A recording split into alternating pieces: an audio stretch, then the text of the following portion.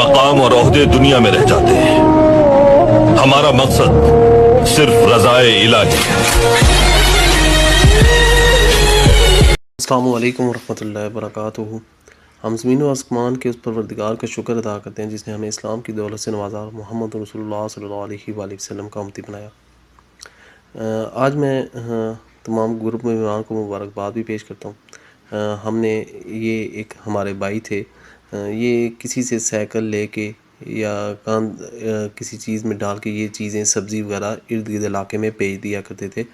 तो मुझे भाई ने बताया कि यार वो हमारे मेंबर हैं, तो आप इनको अगर साइकिल ले दें, ये किसी इर्द गिर्द किसी की साइकिल ले लेते थे या इनकी साइकिल बहुत पुरानी थी, ख़राब हो जाती थी, तो आप ये जो है ना इस तरीके से थोड़े थोड़े मामलात करके अपने बीवी बच्चों का पेट पालते हैं।